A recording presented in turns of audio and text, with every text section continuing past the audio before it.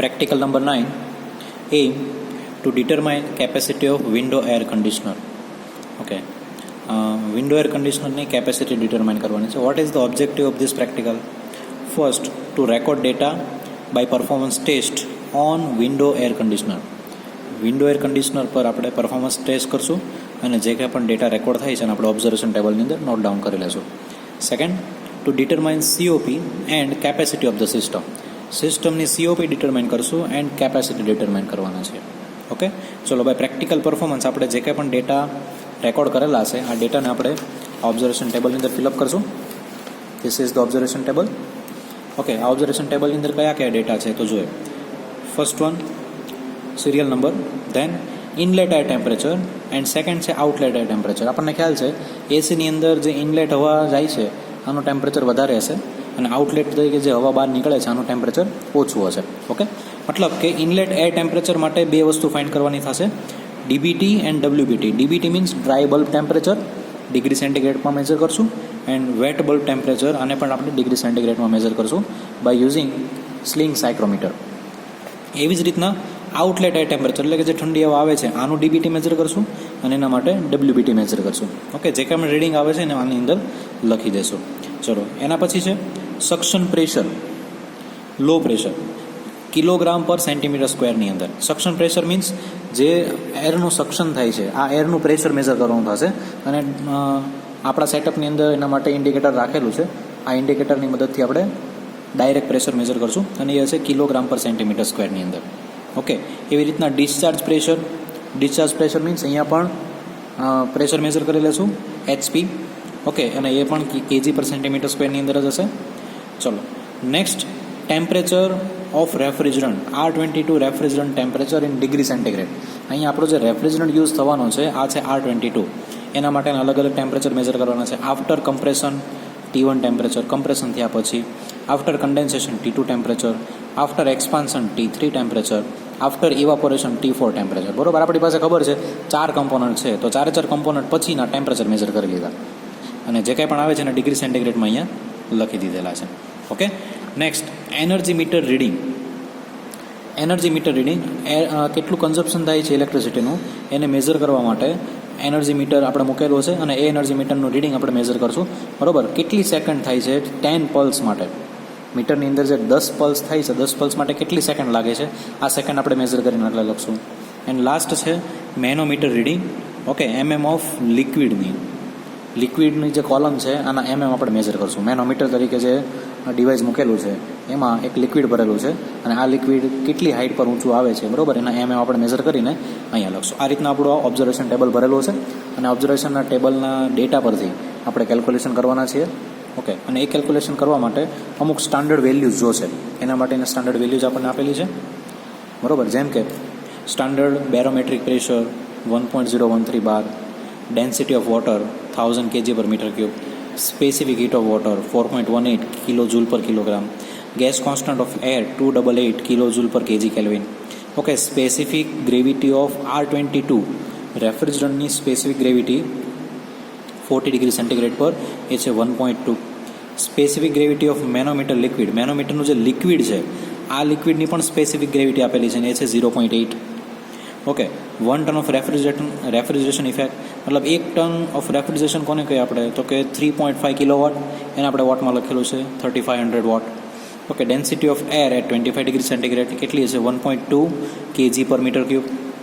Okay, એવી રીતના 1 kilowatt પર અવર ઇઝ ઇક્વલ ટુ 3600 kJ અને આપણા મીટર એનર્જી મીટર માટે એ 3200 પલ્સ બરાબર થતો હશે બરાબર. એટલે 3200 પલ્સ એનર્જી મીટરમાં થાય ત્યારે 1 કિલોવોટ અવર કન્ઝપ્શન થયું હોય, ઇન શોર્ટ 1 યુનિટનો વપરાશ થયેલો હોય બરાબર. હવે એના માટે આપણે રિવર્સ ફાઇન્ડ કરેલું છે તો 1 plus is equal to 3600 divide by 3600 kJ, 1 bar is equal to 14.5 PSI. Okay, અને એરિયા ઓફ સેક્શન એટલે કે જે ઠંડી હવા બહાર આવે છે આના સેક્શનનો એરિયા કેટલો આપેલો છે 0.028 મીટર સ્ક્વેર. ચલો, આના સ્ટાન્ડર્ડ વેલ્યુના ડેટા પરથી આપણે કેલ્ક્યુલેશન કરવાના છીએ. જેમાં ફર્સ્ટ કેલ્ક્યુલેશન છે pressure difference manometer converted into air column height. બરાબર, જે મેનોમીટર આપણે મૂકેલું છે એમાં એરની જે કોલમ છે આની હાઇટ કેટલી થાય છે તો એ આપણે મેનોમીટરના લિક્વિડ પરથી આપણે આઈડેન્ટિફાય કરવાના છીએ, બરાબર. તો એના માટેનું ઇક્વેશન છે height of air is equal to height of fluid, in short manometric fluid, into density of manometric fluid divide by density of air, બરાબર. આ ઇક્વેશનનો યુઝ કરશું. સિમ્પલ આપણે એફએમએચએમાં જે ઇક્વેશન યુઝ કરી ગયેલા હતા એ જ ઇક્વેશન છે, બરાબર. એ ઇક્વેશનનો યુઝ કરશું અને final height of air find કરશું, બરાબર. હવે આ હાઇટ ઓફ એર ફાઇન્ડ કરવા માટે આપણી પાસે બાકીના ડેટા હોવા જોઈએ, બરાબર. હાઇટ ઓફ ફ્લુઇડ કેટલી છે, બરાબર. તો આના આપણી પાસે મેં અહીંયા સ્ટાન્ડર્ડ ઓબ્ઝર્વેશન ટેબલ બનાવીને રાખેલું છે. તો આ સ્ટાન્ડર્ડ ઓબ્ઝર્વેશન ટેબલમાંથી ડેટા જોશું અને એ પ્રમાણે આપણે લેતા જશું. તો મેનોમીટરનું રીડિંગ કેટલી છે, એની હાઇટ કેટલી આપેલી છે, તો કે 4.50. આનો આપણે યુઝ કરવાના છીએ. ઓકે, તો કેલ્ક્યુલેશનની અંદર લખીએ. ફર્સ્ટ કેલ્ક્યુલેશન એ થાય છે height of air is equal to height of fluid into density of fluid divide by density of air. ચલો, હાઇટ ઓફ ફ્લુઇડ કેટલી છે, તો કે એ છે 4.50 ઇન્ટુ ડેન્સિટી ઓફ ફ્લુઇડ કેટલી છે. ઓકે, ડેન્સિટી ઓફ ફ્લુઇડ મતલબ આપણને અહીંયા સ્પેસિફિક ગ્રેવિટી આપેલી છે. જો specific gravity of manometric liquid, specific gravity પરથી આપણે ફ્લુઇડની ડેન્સિટી ફાઇન્ડ કરી શકીએ મલ્ટીપ્લાય બાય 1000 કરીને, બરાબર. આને મલ્ટીપ્લાય બાય 1000 કરીએ, 0.8 મલ્ટીપ્લાય બાય 1000 તો કેટલું થશે, 800 divide by density of air કેટલી છે, તો ડેન્સિટી ઓફ એર છે આપણને આપેલી 1.2, બરાબર. જે કંઈ પણ આન્સર આવશે, આનો આન્સર કેટલો આવશે, આનો આન્સર આવશે 3000, બરાબર, mm ઓફ એર, બરાબર. પણ આને એસઆઈ યુનિટમાં ફેરવશું આપણે, એટલે ફાઇનલ આમ એમએમનું આપણે મીટરમાં કન્વર્ટ કરશું, એટલે આન્સર આપણો થશે 3 મીટર ઓફ એર. એટલે આપણને HA હાઇટ ઓફ એર કોલમની જે હાઇટ છે એ આપણને મળેલી છે. અહીંયા H મીન્સ હાઇટ કન્સિડર કરવાનું છે, એન્થાલ્પી નહીં. ક્લિયર? ચલો, આ થઈ ગયું આપણું ફર્સ્ટ કેલ્ક્યુલેશન. સેકન્ડ કેલ્ક્યુલેશન તરફ જઈએ તો સેકન્ડ કેલ્ક્યુલેશન છે વેલોસિટી ઓફ એર, બરાબર. એરની વેલોસિટી કેટલી આવે છે, બરાબર. તો વેલોસિટી ફાઇન્ડ કરવી હોય તો V is equal two √2GHA. HA means height of air column, બરાબર. આ વેલોસિટી કોની છે, એરની. એર કેટલી વેલોસિટી અંદર જાય છે ને કેટલી વેલોસિટીથી બહાર નીકળે છે, બરાબર. આ એરની વાત કરીએ છીએ, બરાબર. Means velocity V is equal two √2GHA. ચલો, HA આપણને મીટરમાં મળી ગયેલું છે, તો √2, G is equal two 9.81. Okay, અને HA કેટલું છે, તો કે 3. ઓકે, ચલો, આનો આન્સર આપણે લાવશું તો ફાઇનલ આનું ત્રણેયનું મલ્ટિપ્લિકેશન એનું અંડરરૂટ કરશું એટલે ફાઇનલ આપણને આન્સર મળશે 7.67 મીટર પર સેકન્ડ, બરાબર. આ આપણને વેલોસિટી મળી ગઈ એરની, બરાબર. તો આ થઈ ગયા આપણે સેકન્ડ કેલ્ક્યુલેશન. થર્ડ કેલ્ક્યુલેશન જોઈએ તો થર્ડ કેલ્ક્યુલેશનમાં આપણે જોઈએ છે volume flow rate of air, બરાબર. Volume flow rate of air એનું ઇક્વેશન શું છે, તો કે velocity of air into area of section. Area of section અહીંયા આપણને આપેલો છે જો ગિવન ડેટામાં સ્ટાન્ડર્ડ વેલ્યુઝની અંદર 0.028 મીટર સ્ક્વેર, બરાબર. એટલે સિમ્પલ આપણે થર્ડ ઇક્વેશન મૂકશું, બરાબર. વોલ્યુમ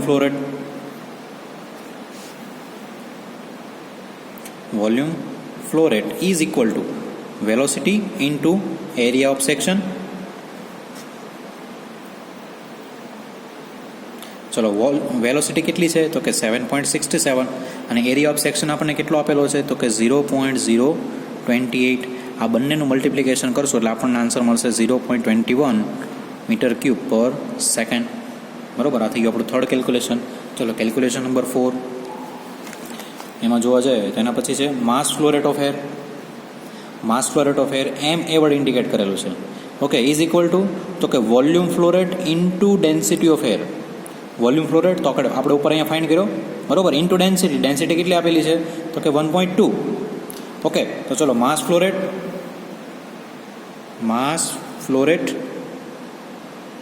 બરાબર એમ એ એર માટે ફાઇન્ડ કરીએ છીએ is equal two volume flow rate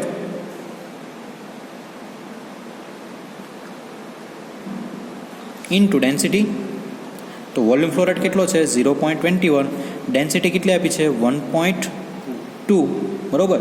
ચલો, આ બંનેનું મલ્ટિપ્લિકેશન કરશું એટલે આન્સર આપણને મળશે 0.252 કિલોગ્રામ પર સેકન્ડ.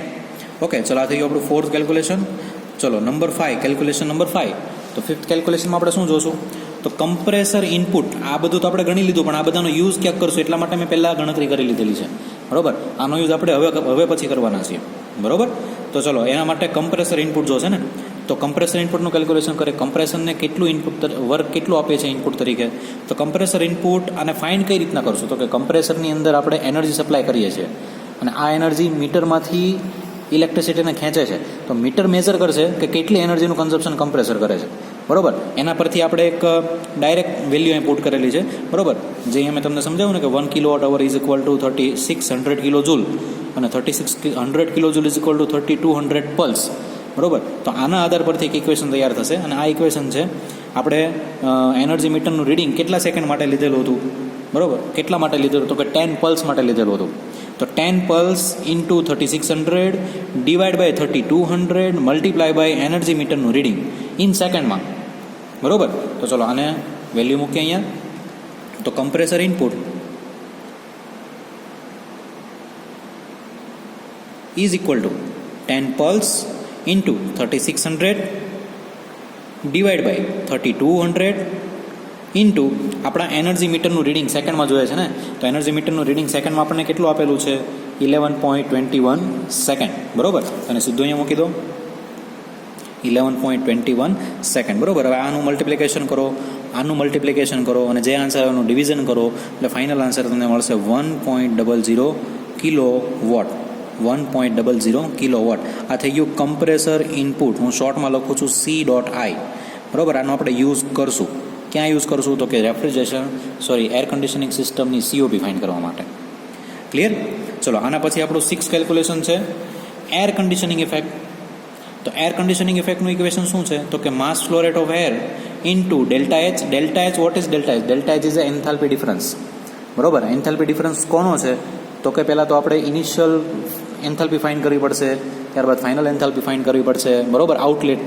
આઉટલેટ એરની બંનેની એન્થાલ્પી જે આવે આનો ડિફરન્સ લેશું ત્યારે આપણને ડેલ્ટા એચ મળશે, બરોબર. તો પહેલાં તો આપણી પાસે MA હોવું જોઈએ, તો MA છે yes. Mass flow rate of air આપણી પાસે છે તો કેલ્ક્યુલેટ કરી જ લીધું છે, બરોબર. બટ ડેલ્ટા એચ આપણી પાસે નથી, તો ડેલ્ટા એચને પહેલાં કેલ્ક્યુલેટ કરવું પડશે. તો પહેલાં ઇક્વેશન લખીએ, પછી આમાં શું ફાઇન્ડ કરવાનું લખીએ. ઓકે, 6 કેલ્ક્યુલેશન છે એર કન્ડિશનિંગ ઇફેક્ટ.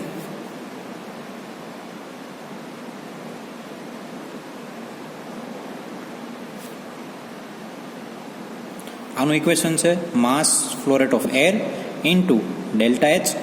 ઓકે, ચલો mass flow rate of air આપણી પાસે છે, બરોબર. એને અહીંયા મૂકશું ઇન્ટુ ડેલ્ટા એચ મૂકશું. જે કંઈ પણ આન્સર આવશે એ આપણો એર કન્ડિશનિંગ ઇફેક્ટ હશે. બટ ડેલ્ટા એચ આપણી પાસે છે નહીં, તો ડેલ્ટા એચ ક્યાંથી લાવશું? તો એના માટે આપણે ઇનલેટ એરનું જે ટેમ્પરેચર છે એ અને આઉટલેટ એરનું જે ટેમ્પરેચર છે આના પરથી ડેલ્ટા એચ માટે H1 અને H2 ફાઇન્ડ કરવા પડશે, બરોબર. તો આપણું ઓબ્ઝર્વેશન ટેબલની અંદર ઇનલેટ એરના ટેમ્પરેચરના ડેટા આપેલા છે DBT એન્ડ WBT, મતલબ dry bulb temperature and wet bulb temperature. એવી રીતના આઉટલેટ એરના ડેટા આપેલા છે dry bulb temperature, wet bulb temperature. આના આધાર પરથી મને H1 સીધું જ મળશે, બરોબર. અને આ બંને ટેમ્પરેચરના આધાર પરથી મને H2 સીધું જ મળશે. આના માટે આપણે પહેલાં લખી દે, બરોબર. તો એના માટે લખીએ inlet air temperature, outlet air temperature, બરોબર. આના માટે DBT કેટલું આપેલું છે? ડ્રાય બલ્બ ટેમ્પરેચર છે 28 ડિગ્રી સેન્ટીગ્રેડ એન્ડ WBT કેટલું આપેલું છે તો એ છે 21 ડિગ્રી સેન્ટીગ્રેડ. આના માટે DBT કેટલું આપેલું છે તો કે 18 ડિગ્રી સેન્ટીગ્રેડ એન્ડ WBT કેટલું આપેલું છે તો આ છે એમાં 17 ડિગ્રી સેન્ટીગ્રેડ. હવે તમને એમ થશે આના પરથી આપણે કઈ રીતના લાવશું તો કે એરની કન્ડિશનિંગ માટે એરના ડેટા ફાઇન્ડ કરો હોય તો સાયક્રોમેટ્રિક ચાર્ટમાં યુઝ કરવો પડશે, બરોબર. તો આ રહ્યો આપણો પાસે સાયક્રોમેટ્રિક ચાર્ટ. હવે સાયક્રોમેટ્રિક ચાર્ટની અંદર તો પહેલાં તમને બધી લાઇન બતાવવી પડશે, કેમ કે આની અંદર નંબર ઓફ લાઇન છે. આ નંબર ઓફ લાઇનની અંદર આપણે જે જોઈએ છે ત્યારે આપણે એને કાઢીએ છીએ, બરોબર. તો આપણી પાસે બે ડેટા છે, એક ડ્રાય બલ્બ ટેમ્પરેચર અને એક વેટ બલ્બ ટેમ્પરેચર. તો આમાં ડ્રાય બલ્બ ટેમ્પરેચરની લાઇન ક્યાં આવશે અને વેટ બલ્બ ટેમ્પરેચરની લાઇન ક્યાં આવશે, બરોબર. આના પરથી આપણને એન્થાલ્પી મળશે, તો એન્થાલ્પીની લાઇન કઈ હશે એને જોઈ લે. તો અહીંયા તમે જોતા હશો એક વર્ટિકલ લાઇન તમને દેખાતી હશે, આ વર્ટિકલ લાઇન, બરોબર. આ જે વર્ટિકલ લાઇન દેખાય છે આ બધી જ વર્ટિકલ લાઇન, આ બધી જ વર્ટિકલ લાઇન ઇન્ડિકેટ કરે છે ડ્રાય બલ્બ ટેમ્પરેચર, બરોબર. અને એ ડ્રાય બલ્બ ટેમ્પરેચરની વેલ્યુ અહીંયા આપેલી છે -5, 0, 5, 10, 15, 20, 25, 30, 35, બરોબર. આ રીતની અહીંયા મને ડ્રાય બલ્બ ટેમ્પરેચરની લાઇન આપેલી છે અને ડ્રાય બલ્બ ટેમ્પરેચરની બધી જ લાઇન વર્ટિકલ હશે. ક્લિયર? ચલો એવી રીતના મારે વેટ બલ્બ ટેમ્પરેચરની લાઇન જોઈએ તો વેટ બલ્બ ટેમ્પરેચરની લાઇનમાં અહીંયા બતાવેલી છે. જો વેટ બલ્બ, ડ્યુ પોઈન્ટ ઓર સેચ્યુરેશન ટેમ્પરેચર, આ ટેમ્પરેચરની લાઇન અહીંયા જે મને ક્રોસ લાઇન બતાવેલી છે આ બધી જ લાઇન મને વેટ બલ્બ ટેમ્પરેચરની લાઇન બતાવેલી છે, બરાબર. અને એ જ ક્રોસ લાઇન મારી એન્થાલ્પીની પણ છે. જો એન્થાલ્પી એના માટેની પણ ક્રોસ લાઇન એ જ છે. મતલબ એક જ લાઇન પર મને બે વેલ્યુ મળશે, બરાબર. બટ એન્થાલ્પીની વેલ્યુ તમારે અહીંથી જોવાની, આ જે લાઇન બતાવેલી છે અહીંથી તમારે એન્થાલ્પીની વેલ્યુ જોવાની. એન્ડ વેટ બલ્બ ટેમ્પરેચરની વેલ્યુ અહીંયા આપેલી છે -5, 0, 5, 10, 15, 20, 25, 30, 35, 40, બરાબર. એટલે વેટ બલ્બ ટેમ્પરેચર જોવાનું અહીંયાથી, પણ લાઇન એક જ લેવાની. એન્થાલ્પી જોવાની અહીંયા, બટ લાઇન એના માટે એક જ લેવાની, બરાબર. ચલો આ રીતના આપણે 3 લાઇન મતલબ 3 ડેટાનો યુઝ કરશું: dry bulb temperature, wet bulb temperature, અને આ જ લાઇન પર આગળ ચાલ્યા જાય એટલે એન્થાલ્પી આપણને અહીંયા મળશે. ક્લિયર? તો ચલો આપણે એન્થાલ્પી ફાઇન્ડ કરીએ. તો ફર્સ્ટ ડેટા કયા હતા? તો કે ફર્સ્ટ ડેટા મારી પાસે છે ડ્રાય બલ્બ ટેમ્પરેચર છે 28 degree centigrade and wet bulb temperature છે 21 ડિગ્રી સેન્ટીગ્રેડ, બરાબર. તો ડ્રાય બલ્બ માટે 28 ડિગ્રી સેન્ટીગ્રેડ ક્યાં આવશે? તો ડ્રાય બલ્બ માટે જોઈએ તો 28, આ 25, આ 30, આ બંનેની વચ્ચે હશે. તો 25 પછી 26, 27, 28, તો આ 28ની લાઇન, બરાબર. મતલબ આ લાઇન પર કશે ક્લિયર? અહીંયા મેં સ્કેલ મૂકી દીધી છે, તો સ્કેલ મૂકીને અહીંયા કશેક મને મળશે આ લાઇન પર ગમે ત્યાં, બરાબર. તો અહીંયા હું એક સીધી લાઇન સ્ટ્રેટ લાઇન ડ્રો કરી દઈશ. ઓકે, ચલો નેક્સ્ટ. તો કે વેટ બલ્બ ટેમ્પરેચર એ છે આપણું 21 ડિગ્રી સેન્ટીગ્રેડ.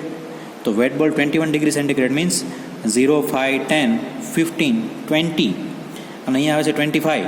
એની વચ્ચે કેટલી લાઇન છે? તો કે 1, 2, 3, 4 અને 5. મતલબ આ મારી 21ની લાઇન થઈ ગઈ. તો આ 21ની લાઇન અને આ 28ની લાઇન, બંને લાઇન જ્યાં મેચ થાય, આ 21ની લાઇન અને આ 28ની લાઇન, બંને લાઇન જ્યાં મેચ થાય એ પોઈન્ટ આઈડેન્ટિફાઈ કરી લો. જે કાંઈ પણ પોઈન્ટ આવે છે આ જ પોઈન્ટ પર તમે આગળ ચાલો.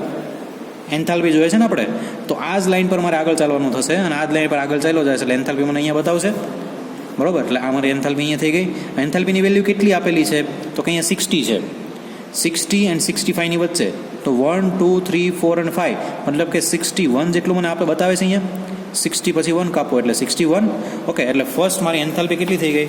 તો કે H1 ઇઝ ઇક્વલ ટુ 61 કિલોજૂલ પર kg. આ મને H1 મળી ગયું. એવી રીતના H2 મારે ફાઇન્ડ કરવાનું છે. તો H2 કઈ રીતના ફાઇન્ડ કરીશ? તો એના માટે પણ મને ડ્રાય બલ્બ ટેમ્પરેચર આપ્યું છે, વેટ બલ્બ ટેમ્પરેચર આપ્યું છે. ડ્રાય બલ્બ છે 18 ડિગ્રી સેન્ટીગ્રેડ અને વેટ બલ્બ છે 17 ડિગ્રી સેન્ટીગ્રેડ. તો ડ્રાય બલ્બ આપણે જોઈએ 18, તો ડ્રાય બલ્બ 18 ક્યાં થશે? તો એના માટે 15 અને 20, આ બંનેની વચ્ચે 18 આવશે. 16, 17, 18, મતલબ આ મારી ડ્રાય બલ્બની લાઈન થઈ ગઈ. ચલો આ ડ્રાય બલ્બની લાઈન. ઓકે, અને આ લાઈન પછી મારે જોઈએ છે 17 ડિગ્રી સેન્ટીગ્રેડ. 17 ડિગ્રી સેન્ટીગ્રેડ, તો અહીંયા 10, 15, 16, 17, બરાબર. મતલબ આ લાઈન અને આ લાઈન જ્યાં ઇન્ટરસેક્ટ થાય મારો પોઈન્ટ થઈ ગયો. અને આ પોઈન્ટ પર મારે એન્થાલ્પી જોઈએ છે ને, તો એન્થાલ્પી ફાઇન્ડ કરવા માટે તો કે આ જ લાઈન પર પાછા રિટર્ન ચાલ્યા જાઓ. તો રિટર્ન ચાલ્યા જશો એટલે પોઈન્ટ માર્કિંગ તમારો આટલે આવશે, બરાબર. આટલે આવશે એટલે કેટલું થશે? જો તો કે 45 પછી 1, 2, 3, 4 અને 5 આ રીતના છે. તો 46, 47 અને 48 નંબરનો કાપો આવે છે. મતલબ 48 કિલોજૂલ પર કિલોગ્રામ થશે એન્થાલ્પી. 48 કિલોજૂલ પર કિલોગ્રામ એન્થાલ્પી થશે. ઓકે, તો ચલો મને બે એન્થાલ્પી મળી ગઈ. જો H1 અને H2. હવે આ બંને એન્થાલ્પીનો યુઝ કરી લઈશ, બરાબર. આપણે શું જોઈએ છે? ડેલ્ટા H જોઈએ છે ને. તો delta H is equal two H1 minus H2. Okay, H1 કેટલી છે? તો કે 61. H2 કેટલું છે? તો કે 48. આનો આન્સર લાવશું એટલે આન્સર આવશે 13 કિલોજૂલ પર કિલોગ્રામ. આ મને ડેલ્ટા H મળી ગયું, બરાબર. ચલો આનો આન્સર ક્યાં મૂકશું આપણે? તો કે અહીંયા, બરાબર. Air conditioning effect is equal to delta Hની વેલ્યુ છે 13 and mass of air, mass flow rate of air કેટલી છે? તો કે 0.252. એ ડેટા આપણે આગળના ડેટા પરથી લાવ્યા. માસ ફ્લો રેટ ઓફ એર 0.252, બરાબર. ને ચલો આ બંનેનું મલ્ટિપ્લિકેશન કરશું એટલે ફાઇનલ આપણો આન્સર આવશે 3.27, બરાબર, કિલોવોટ એર કન્ડિશનિંગ ઇફેક્ટ, બરાબર. તો ચલો મને બે વેલ્યુ મળી ગઈ. ઓકે, તો આપણા કેલ્ક્યુલેશનની અંદર કમ્પ્રેસર ઇનપુટ એ મને મળી ગયું છે, એર કન્ડિશનિંગ ઇફેક્ટ એ મને મળી ગઈ છે, બરાબર. હવે અહીંયા તમને કિલોવોટ પૂછેલા છે. જો મતલબ તમારે જે કંઈ પણ કેપેસિટી છે એ કેપેસિટી ફાઇન્ડ કરવાની થશે તો કિલોવોટમાં ફાઇન્ડ કરવાની થશે, બરાબર. તો અહીંયા જે તમને આન્સર મળશે એ જ તમારી કેપેસિટી થઈ જશે. એર કન્ડિશનિંગ ઇફેક્ટ મીન્સ આ જ તમારો કેપેસિટી થઈ જશે. ક્લિયર? હવે આ કેપેસિટી જો 3.5 જેટલી આવતી હોય તો એ તમારું 1 ટન જેટલું હોય, એટલે આપણું 3.27 આવે છે, એટલે નિયરલી અબાઉટ 1 ટન જેટલું કેપેસિટીવાળું આપણી એર કન્ડિશનિંગ સિસ્ટમ હશે. ઓકે, ચલો ધેન નેક્સ્ટ આપણે શું ફાઇન્ડ કરવાનું છે, તો કે એના પરથી એકચ્યુઅલ COP ઓફ ધ સિસ્ટમની એકચ્યુઅલ COP ફાઇન્ડ કરશું. તો સિસ્ટમની actual COP is equal to તો કે air conditioning effect divide by compressor input, બરોબર. તો એકચ્યુઅલ COP ફાઇન્ડ કરીએ. Calculation number 7, COP actual is equal to, equation બને છે મારું air conditioning effect divide by compressor input. ચલો, એર કન્ડિશનિંગ ઇફેક્ટ મને કેટલી મળી, તો કે 3.27 કિલોવોટ, અને કમ્પ્રેસર તરીકે ઇનપુટમાં કેટલું આપેલું છે, તો કે આગળ કેલ્ક્યુલેશન કરીએ આપણે 1 કિલોવોટ. ઓકે, તો ડિવાઇડ બાય 1, તો final COP of actual COP કેટલી થઈ જશે, તો કે 3.27 COP એકચ્યુઅલ, બરોબર. આ થઈ ગયું મારું એક કેલ્ક્યુલેશન. આનો કોઈ યુનિટ આવશે નહીં, બરોબર, યુનિટલેસ ક્વોન્ટિટી છે. ક્લિયર. ચલો, આ તો મને એકચ્યુઅલ COP મળી. મારે હવે જોઈએ છે થિયોરેટિકલ COP, બરોબર. થિયોરેટિકલ COP જોઈએ છે ને, તો થિયોરેટિકલ COP કઈ રીતના ફાઇન્ડ કરીશ, તેના માટે કેલ્ક્યુલેશન નંબર 8, બરોબર. થિયોરેટિકલ COP ફાઇન્ડ કરવા માટેનું આપણી પાસે ઇક્વેશન છે જૂનું, યાદ કરો. Theoretical COP is equal to air conditioning effect divide by compression work, but theoretical છે એટલે ફાઇનલ ઇક્વેશન મારું બનશે H1 - H4 divide by H2 - H1. Okay, અહીંયા આપણે H4 ના બદલે HF3 લઈ લેતા હતા, બરોબર. એટલે H1 - HF3 divide by H2 - H1, બરોબર. એટલે આ રીતના મારે ફાઇન્ડ કરવું પડશે પીએચ ચાર્ટ પરથી. ચારે ચાર વેલ્યુ પીએચ ચાર્ટ પરથી મેળવી લો, અને પછી તમે આની અંદર વેલ્યુ પુટ કરો એટલે ફાઇનલ તમને સીધો અહીંયા આન્સર મળશે, બરોબર. તો ચલો પહેલાં ઇક્વેશન લખી દે. તો COP theoretical is equal to H2 - H4 divide by H2 - H1. આ ઇક્વેશન થાય છે. ક્લિયર. તો ચલો આ ઇક્વેશનની અંદર વેલ્યુ આપણે સિમ્પલ પુટ કરવાની રહેશે. અહીંયા H1 આવશે, H1 - H4 is equal to H2 - H1, બરોબર. તો અહીંયા મારે આ ઇક્વેશનમાં સિમ્પલ વેલ્યુ પુટ કરવાની થશે, પણ એના માટે મારી પાસે આ 4 એન્થાલ્પી હોવી જોઈએ. તો 4 એન્થાલ્પી મને મળશે ક્યાંથી, તો આ 4 એન્થાલ્પી મેળવવા માટે આપણે પ્રેશરનો યુઝ કરવો પડશે, બરોબર. અને એ જે પ્રેશર છે એ સિસ્ટમની અંદર રેફ્રિજરન્ટ જે યુઝ થાય છે આનું પ્રેશર છે, બરોબર. અને એ પ્રેશર આપણે ઓબ્ઝર્વેશન ટેબલની અંદર નોટ ડાઉન કરેલું છે, બરોબર. તો ચલો એ પ્રેશર કેટલું છે, તો અહીંયા સક્શન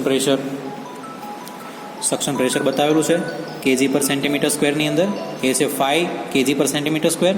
એવી રીતના ડિસ્ચાર્જ પ્રેશર 17.5 kg/cm². તો પહેલાં લખી લો બંને પ્રેશર. ચલો, P1 પ્રેશર કેટલું આપેલું છે, એ છે 5 kg/cm². P2 પ્રેશર કેટલું આપેલું છે, તો કે 17.5 kg/cm². આવી રીતના મને બે પ્રેશર બતાવેલા છે, બરોબર. હવે આપણે પીએચ ચાર્ટની અંદરથી વેલ્યુ ફાઇન્ડ કરશું, બરોબર. આપણે પ્રેક્ટિકલ નંબર 7ની અંદર આ વેલ્યુ કેલ્ક્યુલેટ કરેલી હતી, બરોબર. બટ કેલ્ક્યુલેટ કરવા કરતાં સીધી ચાર્ટમાંથી આપણે યુઝ કરીએ તો ઇવન બેટર, આપણને ઝડપથી વેલ્યુ મળશે. તો પીએચ ચાર્ટમાંથી વેલ્યુ ફાઇન્ડ કરશું, અને પીએચ ચાર્ટની અંદર તમને પ્રેશર બારની અંદર આપેલું હશે, બરોબર. તો પ્રેશરને kg/cm²માંથી બારમાં કન્વર્ટ કરવું હોય તો સિમ્પલ તમારે એક ઇક્વેશન યુઝ કરવું પડશે, અને એ ઇક્વેશનની અંદર તમારે સિમ્પલ જે કાંઈ પણ પ્રેશર આપેલું છે આ પ્રેશરને મલ્ટીપ્લાય બાય 0.98 કરી દો. પ્રેશર મલ્ટીપ્લાય બાય 0.98 એટલે સીધો આન્સર તમારો 12માં આવશે, બરોબર.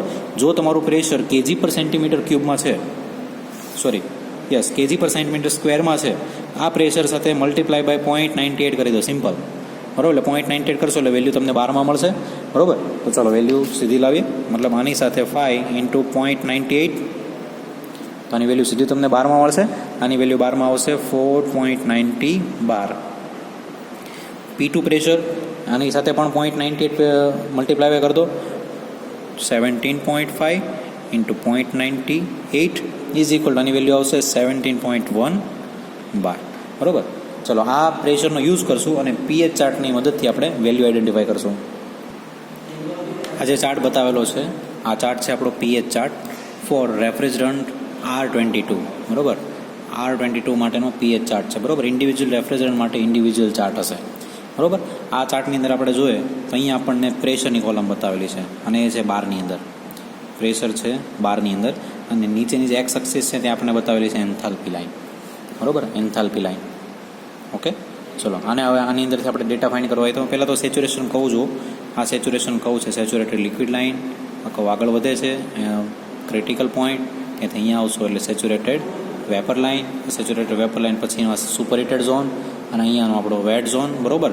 ચલો આ કોન્સ્ટન્ટ પ્રેશરવાળી લાઇન પર જાય તો P1 પ્રેશર આપણું કેટલું હતું? તો P1 પ્રેશર મારી પાસે હતું એ છે 4.90 બાર અને P2 પ્રેશર આપેલું છે 17.1 બાર. હું આને રાઉન્ડમાં લઈ લો અને 5 લઈ લો અને 17 લઈ લો, કેમ કે ગ્રાફની અંદર ડેટા ઇઝીલી પ્લોટ થાય આવું આપણે જોઈશું, બરાબર. ચલો પહેલાં 5 પ્રેશર પર આપણે જોઈએ તો 5 પ્રેશર, 5 બાર પ્રેશર, તો 5 બાર પ્રેશર પર હું એક સ્ટ્રેટ લાઇન ડ્રો કરી દઈશ, બરાબર. આ રીતના સ્ટ્રેટ લાઇન ડ્રો કરી દો તો અમારી સ્ટ્રેટ લાઇન થઈ ગઈ. ઓકે, હવે આ પ્રેશર લાઇન સેચ્યુરેટેડ વેપર લાઇનને જ્યાં ઇન્ટરસેક્ટ કરશે, મતલબ કે આ પોઈન્ટ, એ પોઈન્ટ પર મને P1 પ્રેશર મળશે. એટલે પહેલાં તમે પોઈન્ટ માર્કિંગ કરી દો, બરાબર. આ થઈ ગયું મારું 1 નંબરનો પોઈન્ટ, બરાબર.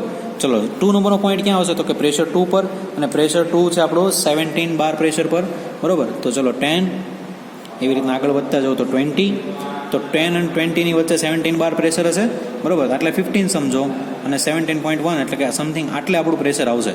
અને આ પ્રેશર પર આપણે એક બીજી સ્ટ્રેટ લાઇન ડ્રો કરી દે, બરાબર. એટલે આ લાઇન પર આપણું પ્રેશર કશે, બરાબર. હવે P1 1 નંબરનો પોઈન્ટ જો સેચ્યુરેટેડ લિક્વિડ લાઇન પર આવતો, સેચ્યુરેટેડ વેપર લાઇન પર આવતો હોય તો 2 નંબરનો પોઈન્ટ ઓલવેઝ સુપરહીટેડ ઝોનમાં જશે, બરાબર.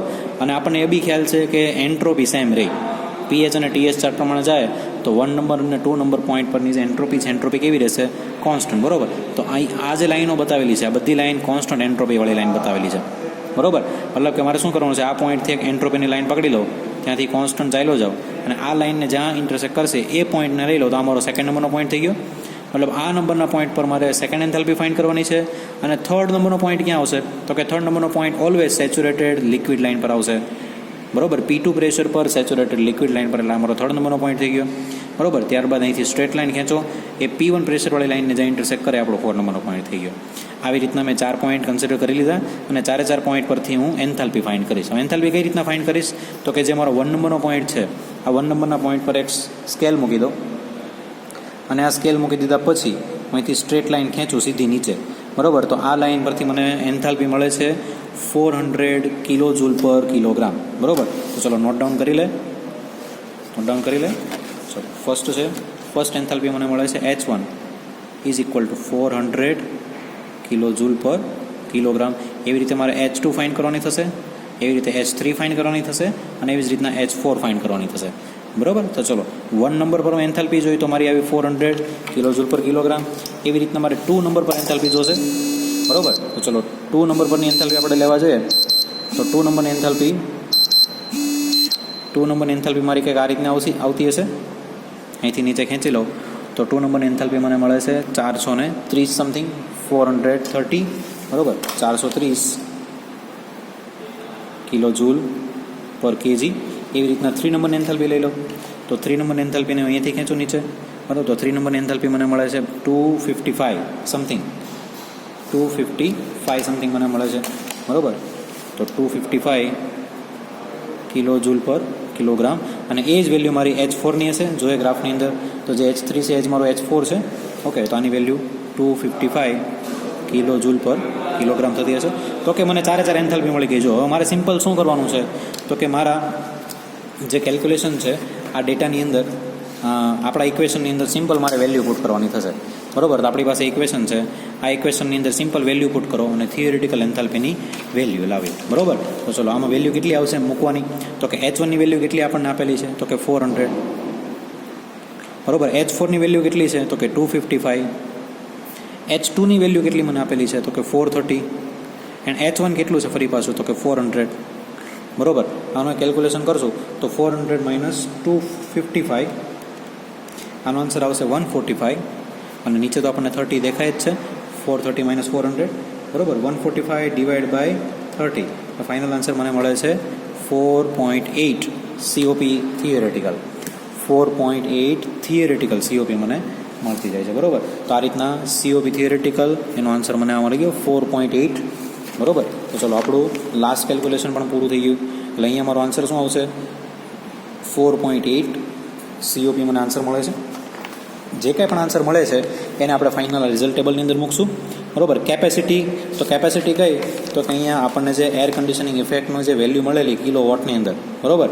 આની જે વેલ્યુ આવે છે એ વેલ્યુ એ થઈ ગઈ આપણી કેપેસિટી, બરાબર. ત્યારબાદ છે એકચ્યુઅલ સીઓપી. તો એકચ્યુઅલ સીઓપી આપણે ફાઇન્ડ કરેલી આટલે એકચ્યુઅલ સીઓપી. ત્યારબાદ થિયોરિટિકલ સીઓપી, તો અહીંયાનો જે આન્સર આવે છે આયરો. બરાબર. આ બધી વેલ્યુ પુટ કરી આપણા રિઝલ્ટ ટેબલની અંદર. તો રીડિંગ નંબર 1 માટે આ 3 વેલ્યુ મળશે, એવી રીતના 2 માટે, એવી રીતના 3 માટે, એવી રીતના બધા માટે. બરાબર. એટલે આ રીતના આપણે ફાઇનલ રિઝલ્ટ ટેબલ તૈયાર કરશું. ઓકે. અને જે કંઈ પણ વેલ્યુ મળે છે આ વેલ્યુને આપણે પીએચ ચાર્ટ પર આપણે પ્લોટ કરશું, અને સાથે સાથે સાયક્રોમેટ્રિક ચાર્ટનો યુઝ કરીને પણ આની અંદર આપણે પ્લોટ કરવાના છીએ. ઓકે. પીએચ ચાર્ટ મીન્સ આ મારો પીએચ ચાર્ટ થઈ ગયો. બરાબર. તો આ પીએચ ચાર્ટની અંદર મારે વેલ્યુ પુટ કરવાની થશે, અને સાથે સાથે સાયક્રોમેટ્રિક ચાર્ટનો પણ યુઝ કરવાનો થશે. આ સાયક્રોમેટ્રિક ચાર્ટનો યુઝ કરીને આપણે એકચ્યુઅલ સીઓપી મેળવેલી હતી. બરાબર. જેના પરથી મેં એન્થાલ્પી ફાઇન્ડ કરેલી હતી.